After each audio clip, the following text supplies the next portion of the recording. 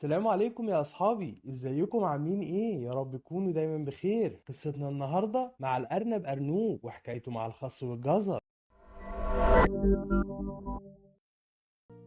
كان يا مكان في غابة كبيرة كان عايش فيها مجموعة من الأرانب، وكان في أرنب صغير أبيض اسمه أرنوب. أرنوب كان بيحب ياكل الخس والجزر، وفي يوم من الأيام أرنوب قال لمامته: صباح الخير يا ماما.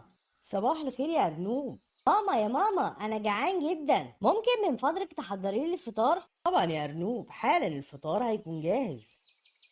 أنا حاسس إني كسلان شوية، هروح أعمل تمارين الصباح لحد ماما ما تخلص الفطار.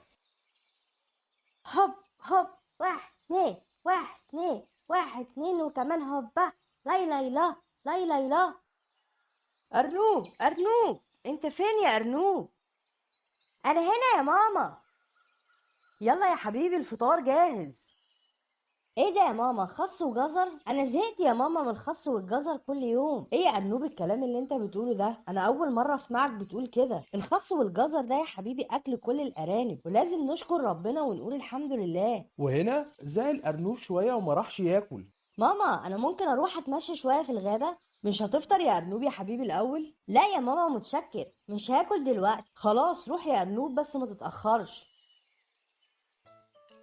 راح أرنوب يتمشى في الغابة وهو زعلان علشان مش عاوز ياكل الخس والجزر، وقال: أنا هروح عند أصحاب الحيوانات أشوف بياكلوا إيه وآكل معاهم. وهو ماشي في الطريق قابل الأسد ملك الغابة. صباح الخير يا ملك الغابه. صباح الخير يا أرنوب، مالك زعلان ليه؟ بصراحة أنا جعان ومش لاقي حاجة أكلها. هو أنت بتاكل إيه يا ملك الغابة؟ أنا باكل لحمة، اتفضل خد حتة وجرب، دي طعمها لذيذ خالص، بس محتاجة أسنان قوية عشان تعرف تاكلها. لا أنا متشكر يا ملك الغابة، أصلا أنا ما عنديش أسنان قوية زيك. بعد إذنك أنا همشي بقى. اتفضل يا أرنوب. وساب أرنوب الأسد وكمل مشي، وشاف الزرافة مراقبة طويلة واقفة تحت الشجرة وبتاكل. إزيك يا زرافة يا طويلة؟ ازيك يا أرنوب، مالك زعلان ليه؟ أنا جعان ومش لاقي حاجة أكلها. أنت بتاكلي إيه يا زرافة؟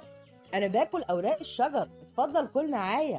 بس الشجرة دي عالية قوي، وأنا ما عنديش رجلين ولا رقبة طويلة زيك. للأسف أنا ما أقدرش أطولها. متشكر يا زرافة، بعد إذنك أنا ماشي. اتفضل يا أرنوب، مع السلامة. ومشي أرنوب وساب الزرافة وكمل مشي، وهو ماشي شاف الفيل فلافيلو اللي حجمه كبير وعنده زلومة طويلة. صباح الخير يا فلافيلو. صباح الخير يا أرنوب.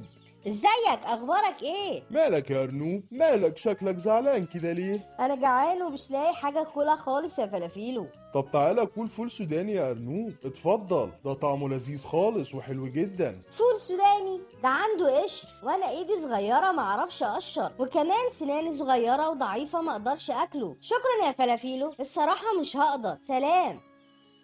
ومشي أرنوب، ولكن الثعلب كان شايف الأرنب من بعيد ومراقبه لأن الثعلب كان جعان جدا. أرنب لذيذ. أرنوب وهو ماشي في طريقه قابل الثعلب المكار. صباح الخير يا تعلوب، عامل ايه؟ أنا بخير لما شفتك يا أرنوب. ممكن اعرف انت بتحب تاكل ايه؟ أنا بحب آكل أرنب. جري أرنوب بسرعة وهرب من الثعلب، ورجع على بيته وقفل الباب بعد ما اتأكد إن الثعلب مش بره. ماما يا ماما، انا هاكل الخس والجزر اللي متعود اكلهم كل يوم. ده احلى اكل في الغابه، وما عدتش هقول اني زهقت منهم تاني. دي نعمه ولازم اقول الحمد لله عليها. برافو عليك يا أرنوب، أنت شاطر وجميل خالص. دي نعمة جميلة لازم نقول الحمد لله عليها. انا بحبك قوي يا ماما، ودايما هسمع كلامك على طول. وأنا كمان بحبك أوي يا أرنوب.